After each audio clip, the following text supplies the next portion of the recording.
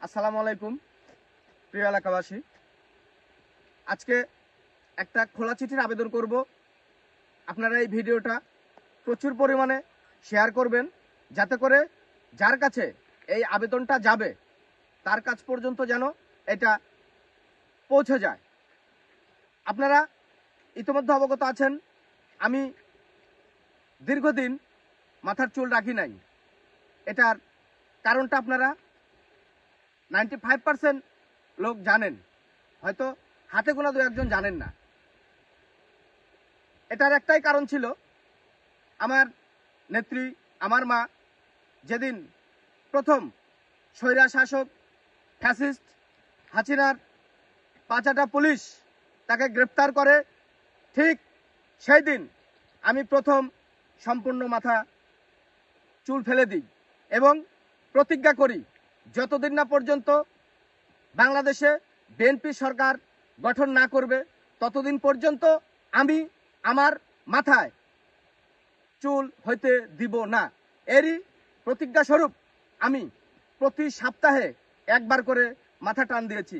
এতে অনেকেই অনেক ধরনের কথা বলেছে, কেউ পাগল বলেছে, কেউ ভণ্ড বলেছে, কিন্তু আমি আমার জায়গাতে একদম অনড় ছিলাম, এখনো আছি।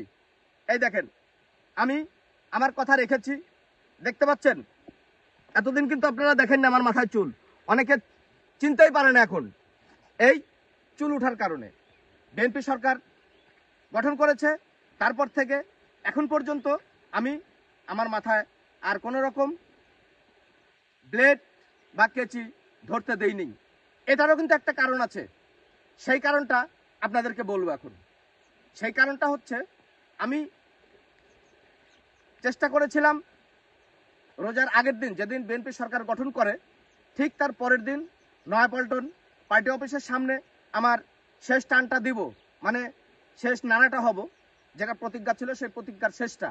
কিন্তু সেটা আসলে সম্ভব হয়নি। সম্ভব না হওয়ার কারণে এটা আস্তে আস্তে বড় হচ্ছে এবং বড় হতে থাকবে।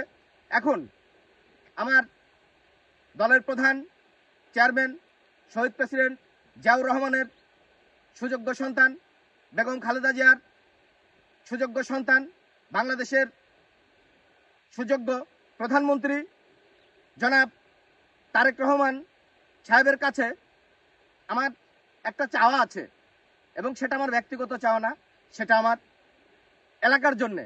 এই চাওয়াটা আমি নিজ মুখে তার কাছে চাইব, এবং সেই চাওয়ার জন্য আমি তার সঙ্গে দেখা করতে চাই।